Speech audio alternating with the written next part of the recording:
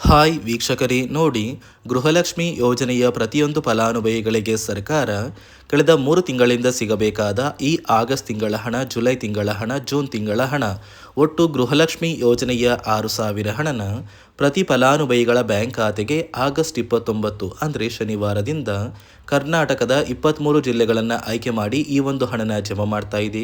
ಸುಮಾರು 5ರಿಂದ 6 ಲಕ್ಷಕ್ಕಿಂತ ಅಧಿಕ ಫಲಾನುಭವಿಗಳಿಗೆ ಗೃಹಲಕ್ಷ್ಮಿ ಹಣ ಕ್ಯಾನ್ಸಲ್ ಆಗಿದೆ. ಕಾರಣ ಏನು ಅಂದರೆ ಸರ್ಕಾರ ಜಾರಿಗೆ ತಂದಿರುವ ಹೊಸ ನಿಯಮ ಬದಲಾವಣೆಗಳು ಮತ್ತು ಕರ್ನಾಟಕದ ಒಟ್ಟು ಫಲಾನುಭವಿಗಳಿಗೆ ಹಣ ಬರಬೇಕು ಅಂದರೆ ನೀವು ಸರ್ಕಾರಕ್ಕೆ ಬಂದಿರುವ ನಿಯಮಗಳನ್ನ ಪಾಲಿಸಬೇಕು ಮತ್ತು ನಿಮ್ಮ ರೇಷನ್ ಕಾರ್ಡ್ಗೆ KYC ಮಾಡಿಸಬೇಕು. ಅದೇ ರೀತಿ ರೇಷನ್ ಕಾರ್ಡ್ದಾರರಿಗೂ ಕೂಡ 3 ರೀತಿಯ ಹೊಸ ಗುಡ್ ನ್ಯೂಸ್ನ ಕೊಟ್ಟಿದ್ದು, ಯಾರಿಗೆಲ್ಲ ಗೃಹಲಕ್ಷ್ಮಿ ಹಣ ಬರ್ತಾ ಇದೆ, ಯಾರಿಗೆಲ್ಲ ಕ್ಯಾನ್ಸಲ್ ಆಗ್ತಾ ಇದೆ ಅಂತ ನಾನು ನಿಮಗೆ ಈ ಒಂದು ವಿಡಿಯೋದಲ್ಲಿ ಸಂಪೂರ್ಣವಾಗಿ ತಿಳಿಸ್ಕೊಡ್ತಾ ಇದ್ದೀನಿ. ಅದಕ್ಕಿಂತ ಮೊದಲು ನೋಡಿ ವೀಕ್ಷಕರೇ, ನೀವು ನನ್ನ ಚಾನಲ್ನ ಇನ್ನೂ ಕೂಡ ಸಬ್ಸ್ಕ್ರೈಬ್ ಆಗಿಲ್ಲ ಅಂದರೆ ದಯವಿಟ್ಟು ಪ್ರತಿಯೊಬ್ಬರು ಚಾನಲ್ನ ಸಬ್ಸ್ಕ್ರೈಬ್ ಮಾಡಿಕೊಂಡು ಹಾಗೆ ವಿಡಿಯೋಗೆ ಒಂದು ಲೈಕ್ನ ಕೊಡಿ. ಹೌದು ವೀಕ್ಷಕರೇ, ಗೃಹಲಕ್ಷ್ಮಿ ಯೋಜನೆಯ ಪ್ರತಿಯೊಂದು ಫಲಾನುಭವಿಗಳ ಬ್ಯಾಂಕ್ ಖಾತೆಗೆ ಒಟ್ಟು 3 ತಿಂಗಳ ಗೃಹಲಕ್ಷ್ಮಿ ಯೋಜನೆಯ 6,000 ಹಣನ ಜಮಾ ಮಾಡ್ತಾ ಇದೆ. 32ನೇ ಕಂತು, 33ನೇ ಕಂತು ಹಾಗೂ 34ನೇ ಕಂತು, ಒಟ್ಟು ನಿಮ್ಮ ಬ್ಯಾಂಕ್ ಖಾತೆಗೆ 6,000 ಹಣ ಬರ್ತಾ ಇರೋದು ನಿಜ. ಸರ್ಕಾರದಿಂದ ಬಂದಿರುವ ನಿಯಮಗಳು ಮತ್ತು ಬದಲಾವಣೆಗಳನ್ನ ನೀವು ಪಾಲಿಸಿದರೆ ಆದಷ್ಟು ಬೇಗ ಗೃಹಲಕ್ಷ್ಮಿ ಹಣ ನೇರವಾಗಿ ನಿಮ್ಮ ಬ್ಯಾಂಕ್ ಖಾತೆಗೆ ಜಮಾ ಮಾಡುತ್ತೆ. ಯಾಕಂದರೆ ಈಗಾಗಲೇ ಸುಮಾರು 5ರಿಂದ 6 ಲಕ್ಷಕ್ಕಿಂತ ಅಧಿಕ ಫಲಾನುಭವಿಗಳಿಗೆ ಗೃಹಲಕ್ಷ್ಮಿ ಹಣ ಕ್ಯಾನ್ಸಲ್ ಆಗಿದ್ದು, ಸರ್ಕಾರ ಒಟ್ಟು ಕರ್ನಾಟಕದ 23 ಜಿಲ್ಲೆಗಳನ್ನು ಆಯ್ಕೆ ಮಾಡಿ ಈ ಗೃಹಲಕ್ಷ್ಮಿ ಯೋಜನೆಯ 6,000 ಹಣನ ಆಗಸ್ಟ್ 29 ಅಂದರೆ ಶನಿವಾರದಿಂದ ಜಮಾ ಮಾಡ್ತಾ ಇದ್ದು, ಯಾವ ಜಿಲ್ಲೆಗಳಿಗೆ ಹಣ ಬರ್ತಾ ಇದೆ ಅಂದರೆ ಬಾಗಲಕೋಟೆ, ಬೆಂಗಳೂರು ನಗರ, ಬೆಂಗಳೂರು ಗ್ರಾಮಾಂತರ, ಬೆಳಗಾವಿ, ಬಳ್ಳಾರಿ, ಬೀದರ್, ವಿಜಯನಗರ, ಚಾಮರಾಜನಗರ, ಚಿಕ್ಕಬಳ್ಳಾಪುರ, ಚಿಕ್ಕಮಗಳೂರು, ಚಿತ್ರದುರ್ಗ, ದಕ್ಷಿಣ ಕನ್ನಡ, ದಾವಣಗೆರೆ, ಧಾರವಾಡ, ಗದಗ, ಕಲಬುರಗಿ, ಹಾಸನ, ಹಾವೇರಿ, ಕೊಡಗು, ಕೋಲಾರ, ಕೊಪ್ಪಳ, ಮಂಡ್ಯ, ಮೈಸೂರು, ರಾಯಚೂರು, ರಾಮನಗರ, ಶಿವಮೊಗ್ಗ, ತುಮಕೂರು, ಉಡುಪಿ, ಉತ್ತರ ಕನ್ನಡ, ಯಾದಗಿರಿ, ಒಟ್ಟು 3 ತಿಂಗಳ 6,000 ಹಣನ ಸರ್ಕಾರ ಈ ಜಿಲ್ಲೆಗಳ ಪ್ರತಿ ಫಲಾನುಭವಿಗಳಿಗೆ ಜಮಾ ಮಾಡ್ತಾ ಇದೆ. ಆದರೆ ಸಾಕಷ್ಟು ಫಲಾನುಭವಿಗಳಿಗೆ ಈಗಾಗಲೇ ಹಣ ಕ್ಯಾನ್ಸಲ್ ಆಗಿದೆ. ಕಾರಣ ಏನು ಅಂದರೆ ಸರ್ಕಾರ ಜಾರಿಗೆ ತಂದಿರುವ ನಿಯಮ ಮತ್ತು ಬದಲಾವಣೆಗಳು ಮತ್ತು ಸರ್ಕಾರ ಈ ಗೃಹಲಕ್ಷ್ಮಿ ಹಣಕ್ಕೆ ಕೆಲವು ನಿಯಮಗಳನ್ನ ಕೂಡ ಜಾರಿಗೆ ತಂದಿದೆ. ಅದೇ ರೀತಿ ರೇಷನ್ ಕಾರ್ಡ್ ಹೊಂದಿರುವ ಪ್ರತಿಯೊಂದು ಕಾರ್ಡ್ದಾರರಿಗೂ ಕೂಡ ಸರ್ಕಾರ 3 ಮುಖ್ಯವಾದ ಭರ್ಜರಿ ಗುಡ್ ನ್ಯೂಸ್ನ ಕೊಟ್ಟಿದ್ದು, ಮೊದಲ ಒಂದು ಗುಡ್ ನ್ಯೂಸ್ ಬಂದು ಸರ್ಕಾರ ಹೊಸ ರೇಷನ್ ಕಾರ್ಡ್ಗೆ ಅರ್ಜಿನ ಸ್ವೀಕಾರ ಮಾಡ್ತಾ ಇದೆ. ನೀವು ಕೂಡ ಹೊಸ ರೇಷನ್ ಕಾರ್ಡ್ನ ಪಡಿಬೇಕು ಅಂದರೆ ಆದಷ್ಟು ಬೇಗ ಅರ್ಜಿನ ಹಾಕಿ. ಅದೇ ರೀತಿ ಎರಡನೆಯ ಒಂದು ಗುಡ್ ನ್ಯೂಸ್ ಬಂದು, ನೋಡಿ ವೀಕ್ಷಕರೇ, ನಿಮ್ಮ ಒಂದು ರೇಷನ್ ಕಾರ್ಡ್ಗೆ ಸರ್ಕಾರದಿಂದ 15 ರೀತಿಯ ಆಹಾರ ಪದಾರ್ಥಗಳನ್ನ ಪ್ರತಿ ರೇಷನ್ ಕಾರ್ಡ್ಗೆ ಕೊಡುವುದಾಗಿ ಸರ್ಕಾರ ಭರ್ಜರಿ ಗುಡ್ ನ್ಯೂಸ್ನ ಕೊಟ್ಟಿದೆ. ಹೌದು ವೀಕ್ಷಕರೇ, ನಿಮ್ಮ ರೇಷನ್ ಕಾರ್ಡ್ಗೆ ಇಂದಿರಾ ಕಿಟ್ನ ಸರ್ಕಾರ ಕೊಡಬೇಕಾಗಿತ್ತು. ಆದರೆ ಇಲ್ಲಿಯವರೆಗೂ ಯಾರಿಗೂ ಕೂಡ ಇಂದಿರಾ ಕಿಟ್ ಸಿಕ್ಕಿಲ್ಲ. ಇದೀಗ ಸರ್ಕಾರ ನಿಮ್ಮ ಒಂದು ರೇಷನ್ ಕಾರ್ಡಿಗೆ ಜುಲೈ, ಆಗಸ್ಟ್ ಮತ್ತು ಸೆಪ್ಟೆಂಬರ್ ತಿಂಗಳ ಒಟ್ಟು 3 ತಿಂಗಳಿಗೆ ಸಿಗುವಂತಹ 15 ರೀತಿಯ ಇಂದಿರಾ ಕಿಟ್ನ ನಿಮ್ಮ ಒಂದು ರೇಷನ್ ಕಾರ್ಡ್ಗೆ ಸರ್ಕಾರ ಕೊನೆಗೂ ವಿತರಣೆ ಮಾಡುವುದಾಗಿ ನಿರ್ಧಾರ ಮಾಡಿದ್ದು, ಪ್ರತಿ ಕಾರ್ಡ್ದಾರರಿಗೆ ಅಂದರೆ ರೇಷನ್ ಕಾರ್ಡ್ ಹೊಂದಿರುವ ಪ್ರತಿ ಕಾರ್ಡ್ದಾರರಿಗೂ ಈ ಒಂದು ಇಂದಿರಾ ಕಿಟ್ನ ಸರ್ಕಾರ ಕೊಡುತ್ತೆ. 3ನೆಯ ಒಂದು ಗುಡ್ ನ್ಯೂಸ್ ಬಂದು, ಇನ್ನು ಮುಂದೆ ನೀವು ಉಚಿತ ಅಕ್ಕಿ ಪಡಿಬೇಕು ಅಂದರೆ ಆ ಒಂದು ಬಯೋಮೆಟ್ರಿಕ್ ಮಷಿನ್ ಮೇಲೆ ಬೆರಳಿಡುವಂತಹ ಅವಶ್ಯಕತೆ ಇಲ್ಲ. ಯಾಕಂದರೆ ಇದೀಗ ಸರ್ಕಾರ ನಿಮ್ಮ ಒಂದು ಬೆರಳು ಆ ಒಂದು ಮಷಿನಲ್ಲಿ ಎಂಟ್ರಿ ಆಗಿಲ್ಲ ಅಂದರೂ ಕೂಡ ಆ ಒಂದು ಅಧಿಕಾರಿಗಳು ಪುಸ್ತಕದಲ್ಲಿ ನಿಮ್ಮ ಒಂದು ಹೆಸರನ್ನ ಬರ್ಕೊಂಡು ನಿಮ್ಮ ಕಾರ್ಡಿಗೆ ಅಕ್ಕಿನ ಕೊಡಬೇಕು ಅಂತ ಸರ್ಕಾರ ಆದೇಶ ಕೊಟ್ಟಿದ್ದು, ಈ 3 ಗುಡ್ ನ್ಯೂಸ್ನ ಪ್ರತಿಯೊಂದು ಫಲಾನುಭವಿಗಳಿಗೆ ಸರ್ಕಾರ ಕೊಡ್ತಾ ಇದೆ.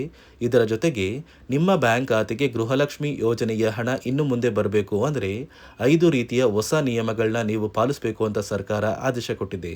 ಅದೇ ರೀತಿ ನೋಡಿ ಸ್ನೇಹಿತರೆ, ಈ ಬಾರಿ ಸುಮಾರು 3 ಲಕ್ಷಕ್ಕಿಂತ ಅಧಿಕ ಫಲಾನುಭವಿಗಳ ಬ್ಯಾಂಕ್ ಖಾತೆಗೆ ಸರ್ಕಾರ ಗೃಹಲಕ್ಷ್ಮಿ ಯೋಜನೆಯ ಹಣನ ಜಮಾ ಮಾಡ್ತಾ ಇಲ್ಲ.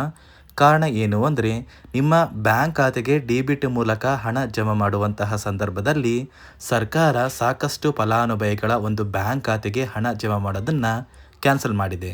ಯಾಕಂದರೆ ಇತ್ತೀಚೆಗೆ ಹಣಕಾಸು ಇಲಾಖೆ ಜಾರಿಗೆ ತಂದಿರುವ 5 ನಿಯಮಗಳ ಆಧಾರದ ಮೇಲೆ ಪ್ರತಿಯೊಂದು ಫಲಾನುಭವಿಗಳಿಗೆ ಸರ್ಕಾರ ಈ ಒಂದು ಹಣನ ಜಮಾ ಮಾಡ್ತಾ ಇದ್ದು, ಯಾರೆಲ್ಲ ಫಲಾನುಭವಿಗಳು ಈ ನಿಯಮಗಳನ್ನ ಪಾಲಿಸಿಲ್ಲ ನಿಮ್ಮ ಬ್ಯಾಂಕ್ ಖಾತೆಗೂ ಕೂಡ ಹಣ ಜಮಾ ಆಗೋದಿಲ್ಲ.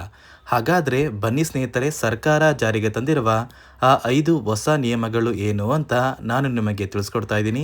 ನೋಡಿ ಸ್ನೇಹಿತರೆ, ಮೊದಲನೆಯ ಒಂದು ನಿಯಮ ಬಂದು ಸಾಕಷ್ಟು ಫಲಾನುಭವಿಗಳು ಹೊಂದಿರುವಂತಹ ಒಂದು ರೇಷನ್ ಕಾರ್ಡ್ ಏನಿದೆ, ಆ ಒಂದು ರೇಷನ್ ಕಾರ್ಡ್ನ ಮನೆಯ ಸದಸ್ಯರ ಪ್ರತಿಯೊಬ್ಬರ ಒಂದು ಆಧಾರ್ ಕಾರ್ಡ್ನ ನಿಮ್ಮ ರೇಷನ್ ಕಾರ್ಡ್ಗೆ ಕಡ್ಡಾಯವಾಗಿ ಲಿಂಕ್ ಮಾಡಿಸ್ಬೇಕು.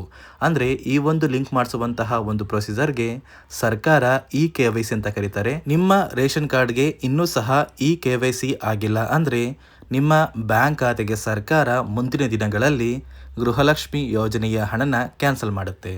ಅದೇ ರೀತಿ ಎರಡನೆಯ ಒಂದು ನಿಯಮ ಬಂದು ಸಾಕಷ್ಟು ಫಲಾನುಭವಿಗಳು ಕಳೆದ 3 ತಿಂಗಳಿಂದ ಸರ್ಕಾರದಿಂದ ಬರ್ತಾ ಇರುವಂತಹ ಒಂದು ರೇಷನ್ ಏನಿದೆ, ಅಂದರೆ ಉಚಿತ ಅಕ್ಕಿ ಏನಿದೆ, ಈ ಒಂದು ರೇಷನ್ನ ಪಡ್ಕೋತಾ ಇಲ್ಲ. ಒಂದು ವೇಳೆ ಕಳೆದ 3 ತಿಂಗಳಿಂದ ನೀವು ರೇಷನ್ನ ಪಡ್ಕೊಂಡಿಲ್ಲ ಅಂದರೆ ಸರ್ಕಾರ ನಿಮ್ಮ ಬಳಿ ಇರುವಂತಹ ಒಂದು ರೇಷನ್ ಕಾರ್ಡ್ನ ಕ್ಯಾನ್ಸಲ್ ಮಾಡುತ್ತೆ.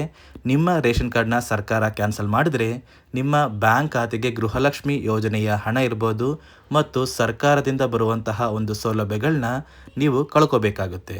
ಅದೇ ರೀತಿ ಮೂರನೆಯ ಒಂದು ನಿಯಮ ಬಂದು ನೋಡಿ ಸ್ನೇಹಿತರೆ, ನಿಮ್ಮ ಬಳಿ ಇರುವಂತಹ ಒಂದು ಆಧಾರ್ ಕಾರ್ಡ್ ಏನಿದೆ, ಆ ಒಂದು ಆಧಾರ್ ಕಾರ್ಡ್ನ ಕಳೆದ 15 ವರ್ಷಗಳಲ್ಲಿ ನೀವು ಯಾವುದೇ ರೀತಿಯ ಒಂದು ತಿದ್ದುಪಡಿನ ಮಾಡಿಸಿಲ್ಲ ಅಂದರೆ ನಿಮ್ಮ ಬ್ಯಾಂಕ್ ಖಾತೆಗೆ ಸರ್ಕಾರ ಗೃಹಲಕ್ಷ್ಮಿ ಯೋಜನೆಯ ಹಣನ ಕ್ಯಾನ್ಸಲ್ ಮಾಡುತ್ತೆ. ಯಾಕಂದರೆ ಸರ್ಕಾರದಿಂದ ಬಂದಿರುವಂತಹ ಒಂದು ಆದೇಶದ ಪ್ರಕಾರ ಪ್ರತಿಯೊಂದು ಫಲಾನುಭವಿಗಳು ಕಳೆದ 15 ವರ್ಷಗಳಲ್ಲಿ ಯಾವುದೇ ರೀತಿಯ ಒಂದು ತಿದ್ದುಪಡಿನ ನಿಮ್ಮ ಆಧಾರ್ ಕಾರ್ಡ್ಗೆ ನೀವು ಮಾಡಿಸಿಲ್ಲ ಅಂದರೆ ಕಡ್ಡಾಯವಾಗಿ ಆದಷ್ಟು ಬೇಗ ನಿಮ್ಮ ಆಧಾರ್ ಕಾರ್ಡ್ಗೆ ತಿದ್ದುಪಡಿನ ಮಾಡಿಸಿ. ಅದೇ ರೀತಿ ನಾಲ್ಕನೆಯ ಒಂದು ನಿಯಮ ಬಂದು ನಿಮ್ಮ ಕುಟುಂಬದ ಒಂದು ವಾರ್ಷಿಕ ಆದಾಯ 7 ಲಕ್ಷಕ್ಕಿಂತ ಕಡಿಮೆ ಇರಬೇಕು. ಒಂದು ವೇಳೆ ನಿಮ್ಮ ಕುಟುಂಬದ ವಾರ್ಷಿಕ ಆದಾಯ 7 ಲಕ್ಷಕ್ಕಿಂತ ಜಾಸ್ತಿ ಇದ್ದರೆ ನಿಮ್ಮ ಬ್ಯಾಂಕ್ ಖಾತೆಗೆ ಸರ್ಕಾರ ಗೃಹಲಕ್ಷ್ಮಿ ಯೋಜನೆಯ ಹಣನ ಕ್ಯಾನ್ಸಲ್ ಮಾಡುತ್ತೆ. ಅದೇ ರೀತಿ ಐದನೆಯ ಒಂದು ನಿಯಮ ಬಂದು ನಿಮ್ಮ ಕುಟುಂಬದ ಸದಸ್ಯರು ಅಥವಾ ಗೃಹಲಕ್ಷ್ಮಿ ಯೋಜನೆಯ ಫಲಾನುಭವಿಗಳು ಯಾರು ಕೂಡ ಸರ್ಕಾರಿ ನೌಕರರಾಗಿ ಕಾರ್ಯನಿರ್ವಹಿಸ್ತಾ ಇರಬಾರ್ದು. ಒಂದು ವೇಳೆ ನಿಮ್ಮ ಕುಟುಂಬದಲ್ಲಿ ಯಾರೇ ಆಗಿದ್ರೂ ಸರ್ಕಾರಿ ನೌಕರರಾಗಿ ಕಾರ್ಯನಿರ್ವಹಿಸ್ತಾ ಇದ್ದರೆ ನಿಮ್ಮ ಬ್ಯಾಂಕ್ ಖಾತೆಗೆ ಗೃಹಲಕ್ಷ್ಮಿ ಯೋಜನೆಯ ಹಣ ಕ್ಯಾನ್ಸಲ್ ಆಗುತ್ತೆ. ಈ 5 ನಿಯಮಗಳ ಆಧಾರದ ಮೇಲೆ ಪ್ರತಿಯೊಂದು ಫಲಾನುಭವಿಗಳಿಗೆ ಸರ್ಕಾರ ಹಣ ಜಮಾ ಮಾಡ್ತಾ ಇದೆ.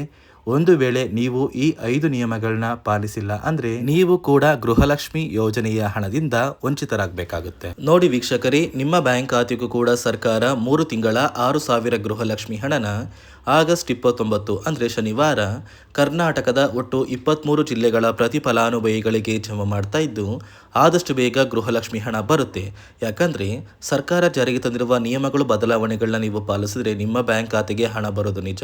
ಮತ್ತು ಇಲ್ಲಿಯವರೆಗೂ ನಿಮ್ಮ ಬ್ಯಾಂಕ್ ಖಾತೆಗೆ ಎಷ್ಟು ತಿಂಗಳ ಗೃಹಲಕ್ಷ್ಮಿ ಹಣ ಬಂದಿದೆ ಅಂತ ಕಮೆಂಟ್ನ ಮಾಡಿ.